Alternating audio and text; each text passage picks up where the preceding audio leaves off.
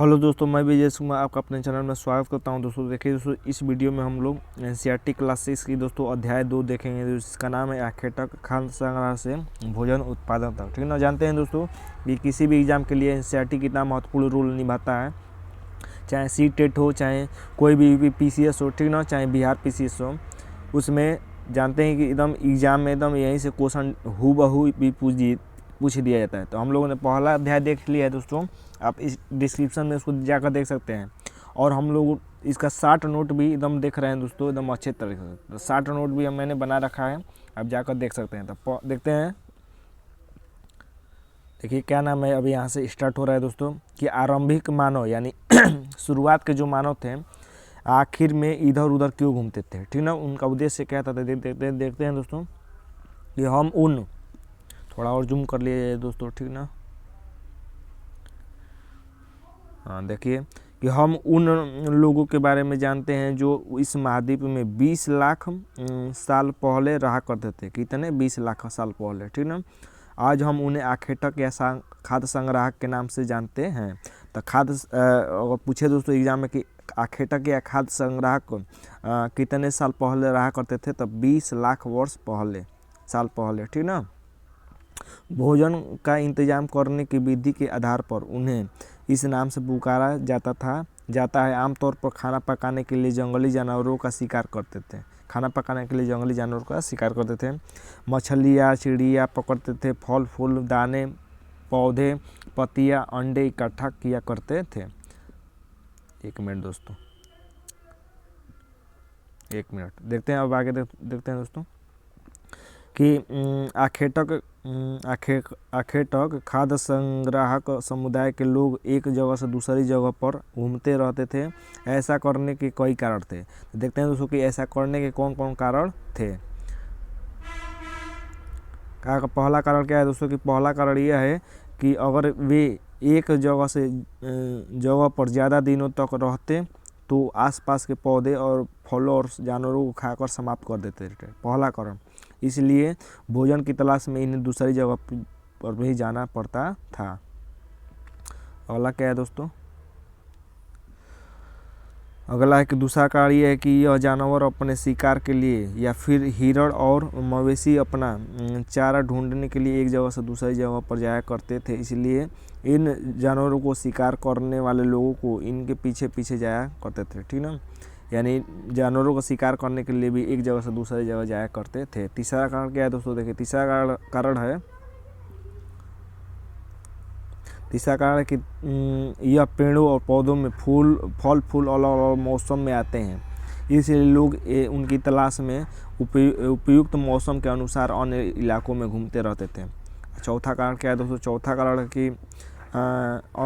कारण यह है कि पानी के बिना किसी भी प्राणी या पेड़ पौधे का जीवित रहना संभव नहीं होता है, और पानी झीलों, झरनों और नदियों में ही मिलता है। यद्यपि कई नदियों और झीलों का पानी कभी नहीं सूखता। कुछ झीलों और नदियों में पानी बारिश के बाद ही मिल पाता है, इसलिए ऐसी झीलों और नदियों के किनारे बसे लोगों को सूखे मौसम में पानी की तलाश में इधर उधर जाना पड़ता था। तो अगर दोस्तों क्वेश्चन पूछे कि मानव एक स्थान से दूसरे स्थान तक कितने प्रकार से जाया करते थे, किस कारण से, कितने कारण थे कि एक स्थान से दूसरे स्थान तक जाते थे, तो 4 कारण, ठीक ना। 4 कारण एनसीईआरटी में दिया गया है, याद रखिएगा। अगला देखते हैं दोस्तों, अगला है कि आरंभिक मानव के बारे में जानकारी कैसे मिली, यानी जो आरंभिक मानव थे उसके बारे में हम लोग को जानकारी कैसे मिली। तो पुरातत्वविद किसे कहते हैं दोस्तों, हम लोगों ने पहला चैप्टर में पढ़ लिया है, ठीक ना। आप जाकर उसको देख सकते हैं। देखिए दोस्तों कि पुरातत्वविद को ऐसे वस्तुएं मिली जिनका निर्माण और उपयोग आखेटक खाद्य संग्रह किया करते थे। यह संभव है कि लोगों ने अपने काम के लिए पत्थरों, लकड़ियों और हड्डियों के औजार बनाए। इन पत्थरों के औजार आज भी बचे हैं, ठीक ना। यानी वो किससे औजार बनाते थे, तो याद रखिएगा कि पत्थरों से, लकड़ियों से और हड्डियों से भी बनाते थे औजार, याद रखिएगा, ठीक ना। इनमें से कुछ औजारों का प्रयोग फल फूल काटने में, हड्डियों और मांस काटने में तथा पेड़ों की छाल और जानवरों की खाल उतारने के लिए किया जाता था, ठीक ना। यानी इनका उपयोग किस लिए करते थे, आप देख सकते हैं, ठीक ना। कुछ के साथ हड्डियों तथा लकड़ियों की मुट्ठी लगाकर भाले और बाण जैसे हथियार बनाए जाते थे। और कुछ औजारों से लकड़ियाँ काटी जाती थी। लकड़ियों का उपयोग ईंधन के साथ साथ झोपड़ियाँ और औजार बनाने के लिए भी किया जाता था। ठीक है ना। यहाँ पर कह दिया है दोस्तों, यहाँ पर दिया है कि पत्थर के औजार का उपयोग बाएँ, पत्थर का औजार का प्रयोग हुआ है। इंसान के खाने योग्य जड़ों को खोदने के लिए किया जाता था। देखिए यहाँ पर नुकीला है, इसे खोदते थे। दाएं, जानवरों की खाल से बने वस्त्रों को सीलने के लिए किया जाता था। ठीक ना। यानी याद रखिएगा दोस्तों कि पत्थरों का प्रयोग केवल हथियार के लिए नहीं और कोई कपड़ा सिया जाता था, यानी खालों को सीने के लिए भी किया जाता था। तो याद रखिएगा, ये एग्जाम में पूछेगा तो आप अचंभव रह जाएंगे। ठीक ना। कि पत्थरों का प्रयोग निम्न में से किसके लिए किया जाता था, तो सीलने के लिए भी किया जाता था। याद रखिएगा, महत्वपूर्ण है। अगला देखते हैं दोस्तों कि रहने की जगह निर्धारित करना। रहने की जगह निर्धारित करना।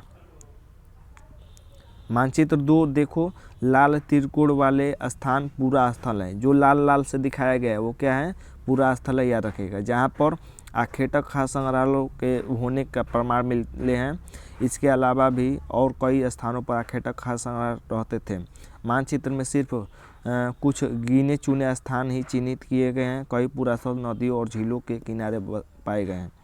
तो जो लाल त्रिकोण दिखाया गया दोस्तों वो क्या है, हमारे वो पूरा स्थल है। क्या है, पूरा स्थल है। ठीक है। देखिए यहाँ पर लाल कलर से क्या क्या दिखाया गया है। एनसीईआरटी बहुत महत्वपूर्ण होता है दोस्तों किसी भी एग्जाम के लिए। ठीक ना। तो देखिए ये लाल कलर से जो दिखाई दे रहा है पूरा स्थल है, ये कुरनूल है दोस्तों। कुरनूल आंध्र प्रदेश में पड़ता है। ठीक ना। ये भीमबेटका है, मध्य प्रदेश में पड़ता है। और ये हुंसगी है, कर्नाटक में पड़ता है। ठीक ना। ये लाल रंग से जो दिखाया गया है वो क्या है, हमारे पूरा स्थल है। आप देख सकते हैं। ठीक ना। और यहाँ पर देखिए दोस्तों, ये जो वर्गाकार दिखाया गया है नौ प्रसारिक स्थल है। और जो ये हरे कलर से दिखाया गया है ये पूरा प्रसारिक स्थल है। ये पूरा प्रसारिक ब्रह्मगिरी, आदिन चनूर। ठीक ना। देखते हैं दोस्तों नीचे, चूँकि एक मिनट दोस्तों, ये परेशान कर दे रहा है। मैं मोबाइल से वीडियो बना रहा हूँ दोस्तों। ठीक ना, कंप्यूटर नहीं है इसलिए। देखिए कह रहा है कि चूँकि पत्थर के उपकरण बहुत महत्वपूर्ण थे इसलिए ऐसी जगह ढूंढते रहते थे अच्छा और अच्छे पत्थर मिल सके। भीमबेटका आधुनिक मध्य प्रदेश, इस पूरा स्थल पर गुफाएं और कंदराएं मिली हैं। यानी गुफाएं और कंदराएं कहाँ मिली है, भीमबेटका के मध्य प्रदेश से। ठीक ना। लोग इन गुफाओं में इसलिए रहते थे क्योंकि यहाँ उन्हें बारिश, धूप और हवाओं के राहत मिलती थी। ये गुफाएं क्या कर रहे हैं दोस्तों, ये गुफाएं नर्मदा नदी के पास है। ठीक ना। यानी जो गुफाएं मिली है मध्य प्रदेश की भीमबेटका की, ये गुफाएं कहाँ है, नर्मदा नदी के किनारे है। याद रखिएगा, महत्वपूर्ण है। क्या तुम बता सकते हो कि रहने के लिए लोगों ये क्यों जगह चुनते थे। तो हम ऊपर 4 कार्य पढ़े ना कि क्यों लोग जगह एक दूसरे से जाते थे। ठीक ना। आगे क्या है दोस्तों, आगे है कि शैल चित्रकला, इनमें से क्या पता चलता है। यानी आप देख रहे हैं कि इससे क्या पता चल रहा है। ऐसे चित्र लोग बनाते थे गुफाओं में। ठीक ना। तो देख रहे हैं कि एक हिरण है, अब उसका कोई पीछा कर रहा है। आगे देखते हैं दोस्तों, ये देखिए गुफा है। ठीक ना। पूरा स्थल का मतलब क्या होता है, अब यहाँ पर देखिए पूरा स्थल का मतलब बताएगा। पूरा स्थल उस स्थान को कहते हैं जहाँ औजार, बर्तन, इमारतें जैसी वस्तुओं के अवशेष मिलते हैं। ऐसी वस्तुओं का निर्माण लोगों ने अपने काम के लिए किया था और बाद में उन्हें वहीं छोड़ गए। ये ज़मीन के ऊपर अंदर कभी कभी समुद्र और नदी के तल में पाए जाते हैं।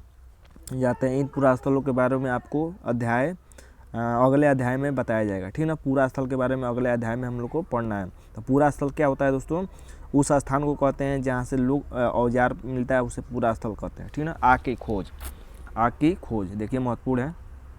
जानते हैं कि आग की खोज कब हुई थी, आप कमेंट बॉक्स में ज़रूर बताइएगा। ठीक ना। तो ये देखिए यहाँ पर आंसर भी मिल जाएगा आपको। मानचित्र 2 में कुरनूल गुफा आंध्र प्रदेश में था ना। तो कुरनूल गुफा पृष्ठ 12, यहाँ राख के अवशेष मिले हैं। तो कुरनूल गुफा से राख के अवशेष कहाँ मिले, कुरनूल गुफा से। याद रखिएगा, महत्वपूर्ण एग्जाम के लिए। इसका मतलब है कि आरंभिक लोग ये आग जलाना सीख गए थे। आग का इस्तेमाल कई कार्यों के लिए किया गया होगा, जैसे कि प्रकाश के लिए, मांस भूनने के लिए, खतरनाक जानवरों को दूर आदि भगाने के लिए। आगे है नाम और तिथियाँ। नाम और तिथियाँ, तो इसको भी देख लेते हैं, समय नहीं लगेगा, ठीक ना। इसको भी देख लेते हैं, नाम और तिथियाँ। कह रहा है कि नाम और तिथियाँ, हम जिस काल में के बारे में पढ़ रहे हैं पुरातत्वविद, थोड़ा सा बड़ा कर लीजिए दोस्तों, पढ़ रहे हैं पुरातत्वविद ने उनके बड़े बड़े नाम रखे हैं। आरंभिक काल में वे पूरा पाषाण काल कहते हैं, यानी जो शुरू में काल स्टार्ट हुआ था उसे क्या कहते हैं, पूरा पाषाण काल। ये दो शब्दों यानी प्राचीन और पाषाण यानी पत्थर से बना है। तो अगर पूछ दे एग्जाम में दोस्तों कि पूरा पाषाण किससे बना है, तो प्राचीन से और पत्थर से बना है, ठीक ना। नाम से, यह नाम पुरातत्व से प्राप्त पत्थर के औजारों के महत्व को बताता है। पूरा पाषाण काल 20 लाख साल पहले से 12,000 साल पहले के दौरान माना जाता है। यानी पूरा पाषाण काल की शुरुआत कब हुई थी, तो 20 लाख साल पहले से 20 लाख से 12,000 साल पहले, ठीक ना, याद रखिएगा, महत्वपूर्ण है। इस काल को 3 भागों में विभाजित किया गया था, आरंभिक, मध्य और उत्तर पूरा पाषाण काल। यानी आरंभिक पूरा पाषाण काल, मध्य पाषाण काल और मध्य पूरा पाषाण काल और उत्तर पूरा पाषाण काल, 3 भागों में इसको विभाजित किया गया था, ठीक है ना। मानव इतिहास की लगभग 99% कहानी इसी काल के दौरान घटित हुई थी। यानी सबसे ज़्यादा घटना किस में हुई है, पूरा पाषाण काल में। आगे देखते हैं, आगे क्या कह रहा है दोस्तों। आगे कह रहा है कि जिस काल में हमें पर्यावरण बदलाव मिलते हैं उसे मेसोलिथ यानी मध्य पाषाण युग कहते हैं। तो पूरा पाषाण के बाद क्या आएगा, मध्य पाषाण आएगा, ठीक ना। तो उसे क्या कहते हैं, मेसोलिथ कहते हैं। जिसमें क्या हुआ है, इसमें पर्यावरणीय बदलाव मिलते हैं। तो अगर एग्जाम में पूछे दोस्तों कि पर्यावरणीय बदलाव किस काल में मिलते हैं, तो मध्य पाषाण में। देखिए कितना महत्वपूर्ण है दोस्तों एनसीईआरटी किसी भी एग्जाम के लिए, ठीक ना। इसका समय लगभग 12,000 साल से 10,000 साल पहले है। यानी देखिए पूरा पाषाण काल का समय था 20 लाख से 12,000, 20 लाख से 12,000, और मध्य पाषाण का समय है 12,000 से 10,000 साल पहले। इस काल के पाषाण और औजार आमतौर पर बहुत छोटे होते थे। इन्हें माइक्रोलिथ यानी मध्य पाषाण के औजारों को क्या कहा जाता था, माइक्रोलिथ कहा जाता था। माइक्रोलिथ यानी लघु पाषाण कहा जाता था। प्रायः इन औजारों में हड्डियों या लकड़ियों के मुट्ठे, हंसिया और आरी जैसे औजार मिलते हैं। साथ साथ पूरा पाषाण युग आगे औजार भी इस दौरान बनाए जाते थे, ठीक ना। देखिए अगला क्या है दोस्तों, आगे है कि अगले युग की शुरुआत 10,000 साल पहले से शुरू हुई, जिसे नव पाषाण कहा जाता है। तो सीधी याद रखिए दोस्तों कि पूरा पाषाण काल की शुरुआत 10 लाख साल पहले से 20 लाख साल पहले से 12,000 साल पहले। मध्य पाषाण की शुरुआत 12,000 से 10,000 और नव पाषाण की शुरुआत 10,000 से अब शुरुआत हुआ है, ठीक ना। नव पाषाण युग की शुरुआत 10,000 साल पहले, ठीक ना। नव पाषाण युग का मतलब क्या होगा, आगे देखते हैं। हमने कुछ स्थानों के नाम दिए गए हैं। अगले अध्याय में उन्हें तुम्हें ऐसे अनेक नाम मिलेंगे। अक्सर हम पुराने स्थानों के लिए उन नामों का प्रयोग करते हैं जो आज प्रचलित हैं, क्योंकि हमें ज्ञात नहीं है कि उस काल में उनके नाम क्या रहे होंगे। तो अगले अध्याय में नव पाषाण काल के बारे में हम लोग को बताएगा। आगे देखते हैं बदलती जलवायु।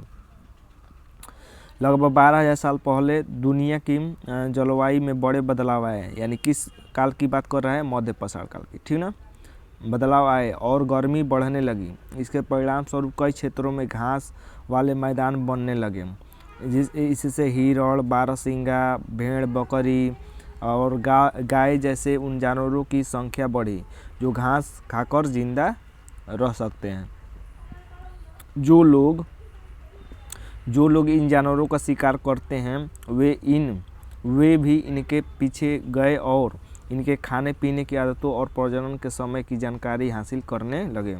हो सकता है कि तब लोग इन जानवरों को पकड़कर अपनी ज़रूरत के अनुसार पालने की बात सोचने लगे हो, और साथ ही इस काल में मछली भी भोजन का महत्वपूर्ण स्रोत बन गई। खेती और पशुपालन की शुरुआत। देखिए यहाँ से महत्वपूर्ण क्वेश्चन बनेगा कि इस दौरान उपमहाद्वीप के भिन्न भिन्न इलाकों में गेहूं और जौ का साक्ष्य कहाँ से मिला है, मैंने पहले वीडियो में बताया था, आप बता सकते हैं, ठीक है। गेहूं, जौ, धान जैसे अनाज प्राकृतिक रूप में उगने लगे थे। शायद महिलाओं, पुरुषों, बच्चों ने इन अनाजों को भोजन के लिए बटोरना शुरू कर दिया होगा। साथ ही वे यह भी सीखने लगे होंगे कि अनाज कहाँ उगते हैं और कब पककर तैयार होते हैं। यानी धीरे धीरे बसने लगे तो इन लोगों को जानकारी होने लगी अनाज कब उगता है और कब तैयार होता है, ठीक ना। ऐसा करते करते लोगों ने इन अनाजों को खुद पैदा करना सीख लिया होगा। इस प्रकार और धीरे धीरे ये कृषक बन गए। यानी क्या अनुमान लगाया जा रहा है, ठीक ना दोस्तों। इसी तरह लोगों ने अपने घरों के आसपास चारा रखकर जानवरों को आकर्षित कर उन्हें पालतू बनाया, जैसे कुत्ता, ठीक ना। कुत्ता पालतू जानवर बनाया, चारा रखकर बनाया होगा। सबसे पहले जिस जंगली जानवर को पालतू बनाया गया वो कुत्ता, ठीक ना। कुत्ते का जंगली पूर्वज था, यानी कुत्ता था सबसे पहले पालतू जानवर कौन था, कुत्ता था। कई बार एग्जाम में पूछा होगा, ठीक ना। धीरे धीरे लोग भेड़, बकरी, गाय, सूअर जैसे जानवरों को अपने घरों के नज़दीक आने का उत्साहित करने लगे। ऐसे जानवर झुंड में रहते थे और ज़्यादातर घास खाते थे। अक्सर लोग अन्य जंगली जानवरों के आक्रमण से उनकी सुरक्षा किया करते थे और इस प्रकार धीरे धीरे पशुपालक बन गए। क्या तुम बता सकते हो कि सबसे पहले कुत्ते को पालतू क्यों बनाया गया? आगे देखते हैं। घरेलू करण की प्रक्रिया देखते हैं इसको क्या है दोस्तों। आगे कह रहा है कि लोगों द्वारा पौधे उगाने और जानवरों की देखभाल करने को घरेलूकरण की प्रक्रिया का नाम दिया गया है। अपनाए गए ये पौधे तथा जानवर अक्सर जंगली पौधों और जानवरों से भिन्न होते हैं। इसकी वजह यह है कि इस प्रक्रिया के तहत अपनाए गए पौधों या जानवरों का लोग चयन करते हैं। उदाहरण के तौर पर वे लोग उन्हीं पौधे और जानवरों का चयन करते हैं जिनके बीमार होने की संभावना कम हो। यही नहीं, लोग उन्हीं पौधों का चुनते हैं जिनसे बड़े दाने वाले अनाज पैदा हो, साथ ही जिनकी मजबूत डंठलें अनाज के पके दोनों दानों के भार को संभाल सके। ऐसे पौधों के बीजों को संभाल कर रखा जाता है ताकि फिर उगाने के लिए उन्हें गुण सुरक्षित रह सके। उन्हीं जानवरों के आगे प्रजनन के लिए चुना गया है जो आमतौर पर अहिंसक होते हैं। यानी उन्हीं जानवरों को लोग पालते थे जो अहिंसक होते थे, किसी को मारते नहीं थे। इसलिए हम देखते हैं कि पाले गए जानवर तथा कृषि के लिए अपनाए गए पौधे जंगली जानवरों और पौधों से धीरे धीरे भिन्न होते गए। मिसाल के तौर पर जंगली जानवरों की तुलना में पालतू जानवरों के दांत और सींग छोटे होते हैं। और क्या है दोस्तों, इन दांतों को देखें, ये जो ऊपर दिखाई दिया गया था वो क्या था, दांत था, ठीक ना। यह प्रक्रिया पूरी दुनिया में धीरे धीरे चलती रही। करीब 12,000 साल पहले शुरू हुई। वास्तव में आज हम जो भोजन करते हैं वो इस प्रक्रिया की वजह से है। कृषि के लिए अपनाई गई इस सबसे प्राचीन फसलों में गेहूं तथा जौ आते हैं। उसी तरह सबसे पालतू बनाए गए जानवरों में कुत्ते के बाद भेड़ बकरी है। यानी सबसे पहले पालतू कौन बनाया गया था, कुत्ता। उसके बाद अगर पूछे तो क्या याद रखिएगा, भेड़ बकरी, ठीक ना। बहुत लोग घोड़ा याद रखते हैं तो नहीं, उसके बाद भेड़ बकरी याद रखिएगा क्योंकि एनसीईआरटी में दिया गया है, ठीक ना। आगे देखते हैं दोस्तों। देखिए ये अनाज का उपयोग दिखाया गया है यहाँ पर, ठीक ना। अनाज का उपयोग बीज के रूप में, खाद के रूप में, उपहार के रूप में और भंडार के रूप में।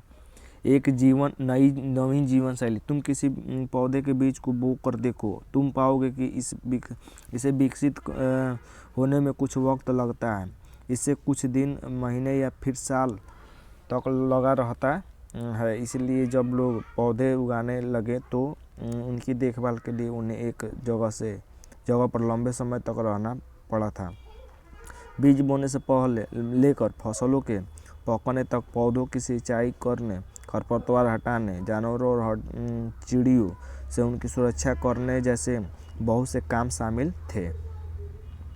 आगे क्या है, कटाई के बाद अनाज का उपयोग बहुत संभाल कर करना पड़ता था। अनाज को भोजन और बीज दोनों के रूपों में बचा कर रखना आवश्यक था, इसलिए लोगों को इसके भंडार की बात सोचनी पड़ी। बहुत से इलाकों में लोगों ने मिट्टी के बड़े बड़े बर्तन बनाए, टोकरियों बुनी और फिर ज़मीन में गड्ढा खोदा। क्या तुम्हें लगता है कि शिकारी या भोजन संग्रह करने वाले बहुत बर्तन बनाते और उनका उपयोग करते होंगे? और क्या है दोस्तों कि जानवर चलते फिरते खाद्य संग्राहक, यानी जानवर क्या, चलते फिरते खाद्य संग्राहक। जानवर बच्चे देते हैं, ठीक है, जिससे उनकी संख्या बढ़ती है। अगर जानवरों की देखभाल की जाए तो उनकी संख्या तो बढ़ती ही है, साथ ही उनसे दूध भी प्राप्त हो सकता है, जो भोजन का एक अच्छा स्रोत है। यही नहीं, जानवरों से हमें मांस भी मिलता है। दूसरे शब्दों में पशुपालन भोजन के भंडारण का एक तरीका है, ठीक ना। तो पशुपालन लोग क्यों करते थे, भोजन के लिए भी करते थे, उनसे दूध भी मिलता था, ठीक ना। और एक भंडारण का क्या है, स्रोत है। आगे क्या है, आओ आरंभिक कृषकों और पशुपालकों के बारे में पता करें। मानचित्र पृष्ठ 12 देखो, क्या तुम्हें कोई नीले वर्ग दिखे रहे हैं? पता है, इनमें प्रत्येक बिंदु उस जगह को दर्शाता है जहाँ पुरातत्वविदों को शुरुआती कृषकों और पशुपालकों के होने के साक्ष्य मिले हैं। यह पूरे उपमहाद्वीप में पाए गए हैं। इनमें सबसे महत्वपूर्ण पश्चिमोत्तर क्षेत्र है, आधुनिक कश्मीर में और पूर्वी तथा दक्षिणी भारत में पाए गए हैं। यानी जो हम लोगों ने देखा था ऊपर दोस्तों, तो जो नीले कलर का मैंने दिखाया गया था उसकी बात कर रहा है, ठीक ना। आप उस मैप को देख सकते हैं। वास्तव में ये निर्दिष्ट स्थान कृषकों और पशुपालकों की बस्तियां हैं। कृषकों और पशुपालकों की क्या है, बस्तियां है, जो नीले रंग में दिखाया गया था या नहीं। इसे जांचने के लिए वैज्ञानिक आधुनिक में मिले पौधों और पशुओं की हड्डियों के नमूनों का अध्ययन करते हैं। इनमें से सबसे रोचक जले हुए अनाज के दानों के अवशेष हैं।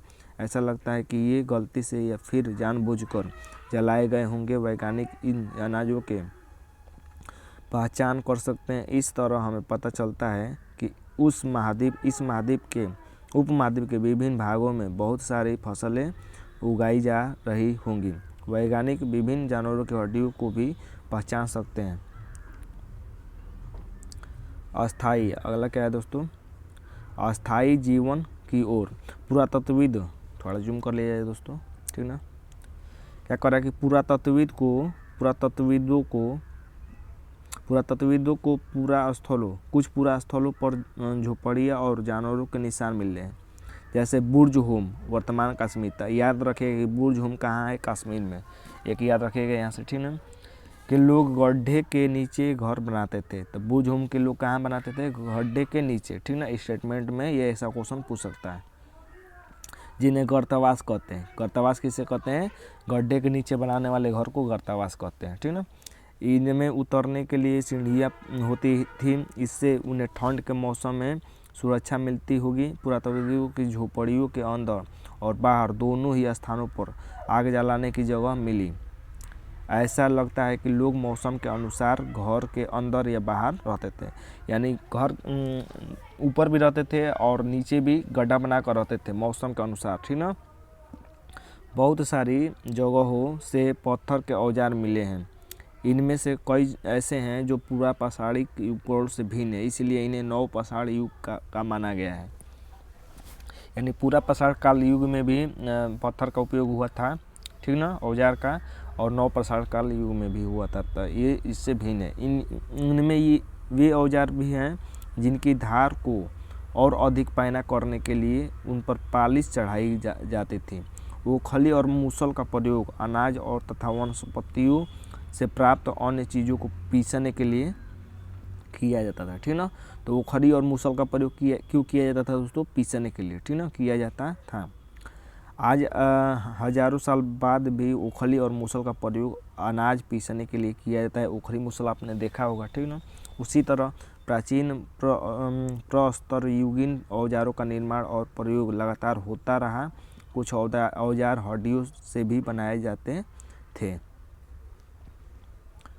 ये देख सकते हैं दोस्तों, देखिए 9 पसाड़ के कुछ उपकरण हैं। देखिए ये पत्थर के बनाए गए हैं, ठीक ना। इसे ओखरी और मूसल भी कह रहा है। आगे क्या है दोस्तों, आगे कह रहा है कि 9 पसाड़ युग के पूरा स्थलों में कई प्रकार के मिट्टी के बर्तन मिले हैं। कभी कभी इन पर अलंकरण किया गया था। बर्तनों का उपयोग चीज़ों को रखने के लिए किया जाता था। धीरे धीरे लोग बर्तनों का उपयोग खाना पकाने के लिए भी करने लगे।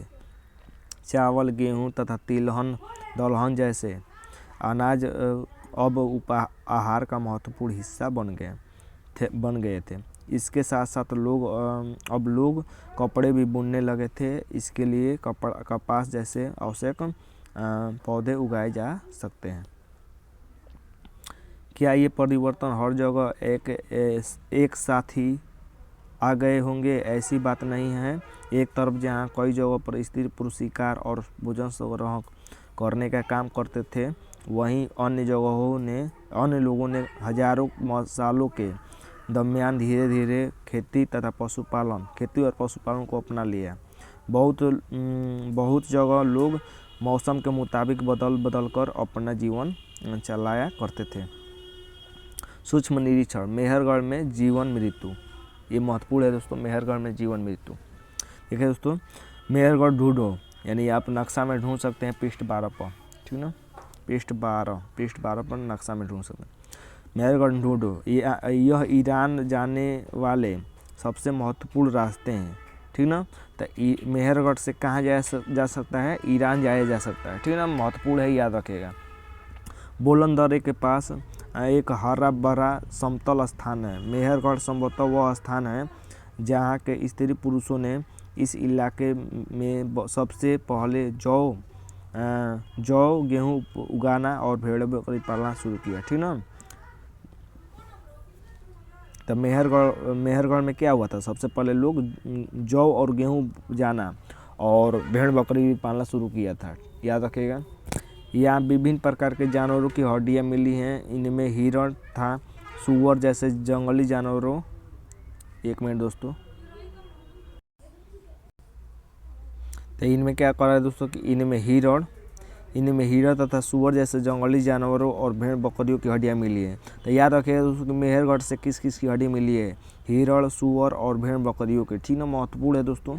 आगे देखते हैं, मेहरगढ़ में इसके अलावा चौकोर और आयताकार घरों के अवशेष मिले हैं।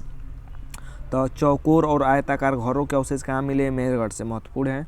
प्रत्येक घर में 4 या उससे ज़्यादा कमरे मिले हैं। 4 या उससे ज़्यादा कमरे कहाँ से मिले हैं? मेहरगढ़ से, जिनमें से कुछ संभवतः भंडार के काम आते होंगे। भंडार करते मतलब कुछ रखने के लिए। आगे दोस्तों की मृत्यु के बाद सामान्यतया मृतक के सगे संबंधी उसके प्रति सम्मान जताते हैं।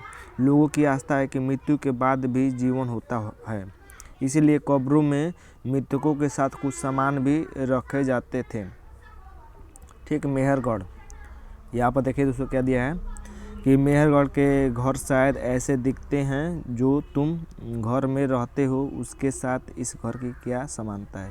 यानी कह रहा है कि क्या समानता है ये बताओ, ठीक ना। तो मेहरगढ़ आगे क्या कर रहे हैं? मेहरगढ़ में ऐसी कब्रें मिली हैं। एक कब्र में मृतक के साथ बकरी। देखिए ये महत्वपूर्ण है कि एक मृतक के साथ बकरी को कहाँ दफनाया गया था? तो ये मेहरगढ़ में, ठीक ना, दफनाया गया था। संभवतः इसे परलोक में मृतक के खाने के लिए रखा गया होगा। आगे देखते हैं दोस्तों, यानी लोग मर जाते थे तो लोग का मानना था कि ये भी अभी मर गए हैं लेकिन खा सकते हैं। तो मृतकों के साथ किसको? बकरी को दफनाया गया है कि ये बकरी को खाएंगे, बाद में उठेंगे। तो आगे क्या है दोस्तों कि मेहरगढ़ की कब्र का चित्र ये दिखाया गया है। कल्पना करो तो ये कुछ देखिए उपयोगी शब्द हम लोगों ने इसमें क्या क्या देखा कि आखेटक या खाद्य संग्रहालय भी देखा, पूरा स्थल भी देखा, उद्योग स्थल, आवासीय स्थल, पूरा प्रसार, मध्य प्रसार, लघु प्रसार, कृषक, पशुपालक, नव प्रसार, कब्र भी देखा, ठीक ना। इस वाक्य को पूरा करो, ये तो आप कर सकते हैं, ठीक ना। आगे क्या चर्चा करो, ये महत्वपूर्ण है, इसको देख लीजिए। कुछ महत्वपूर्ण तिथि है कि मध्य पाषाण का शुरुआत 12,000 से 10,000 साल पहले हुआ था, ठीक ना। बौसने की प्रक्रिया का आरंभ लगभग 12,000 साल पहले हुआ था, ठीक ना। नव पाषाण का शुरुआत 10,000 साल पहले हुआ था। मेहरगढ़ में बस्ती का आरंभ कब हुआ था, तो ये 8,000 साल पहले हुआ था। तो देखिए दोस्तों, ये महत्वपूर्ण था। आप एनसीईआरटी पढ़िए और बेस मजबूत कीजिए, यहाँ से डायरेक्ट क्वेश्चन पूछ देते हैं, ठीक ना दोस्तों। तो वीडियो अच्छा लगा दोस्तों, चैनल को सब्सक्राइब कर सकते हैं। आज के लिए बस इतना है दोस्तों, और इसका शॉर्ट नोट भी ज़रूर अपलोड कर दिया जाएगा दोस्तों।